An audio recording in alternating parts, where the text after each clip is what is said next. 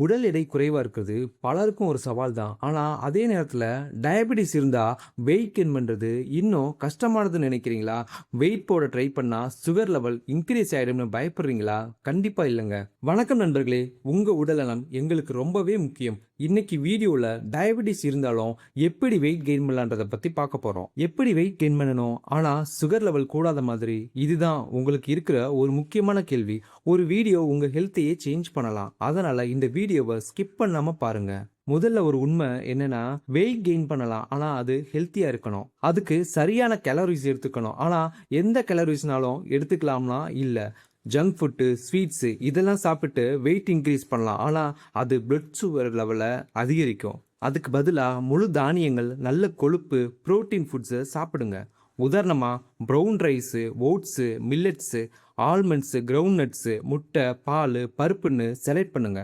ரெண்டாவதா புரோட்டீன் முக்கியம். எடை கூடணும்னா மசில் கூடணும். அதுக்கு புரோட்டீன் ரொம்பவே அவசியம்.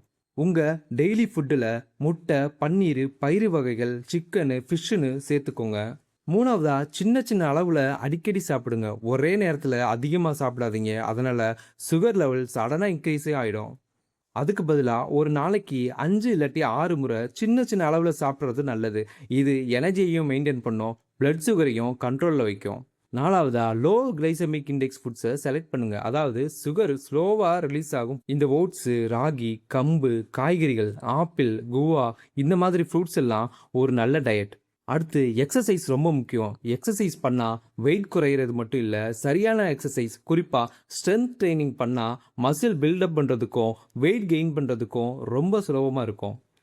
லைட் வெயிட்ஸு, வாக்கிங்கு, ஸ்ட்ரெச்சிங்கு இதெல்லாம் வெயிட் கெயின் பண்ணுறதுக்கு ரொம்ப நல்ல ஃபார்முலா.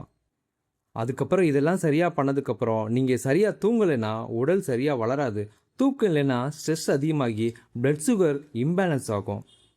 எதை பண்ணணும்னு பார்த்துட்டோம். இப்போ எதை பண்ணக்கூடாதுன்றதை பார்க்கலாம். Sugary drinks, sweets, processed junk foods இதெல்லாம் டோட்டலாக அவாய்ட் பண்ணிவிடுங்க. மறந்தும் கூட தொற்றாதீங்க. டயபெட்டிஸ் இருந்தால் வெயிட் கெயின் பண்ணுறது ஸ்லோ ப்ராசஸ் தான். ஆனால் சரியான முறையில் செஞ்சால் அது ரொம்ப பாதுகாப்பாகவும் சாத்தியமாகவும் இருக்கும். ஒரு விஷயத்தை மட்டும் ஞாபகத்தில் வச்சுக்கோங்க. என்னோட ஹம்பிள் ரிக்வெஸ்ட் என்னென்னா, உங்கள் டாக்டர் இல்லாட்டி உங்கள் டயட்டீஷியனோட ஒப்பீனியன் இல்லாமல் இதை பண்ணாதீங்க.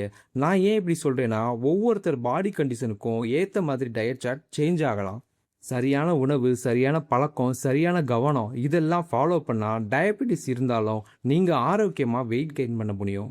நலம் பாதுகாப்பது நம் கையில் தான்.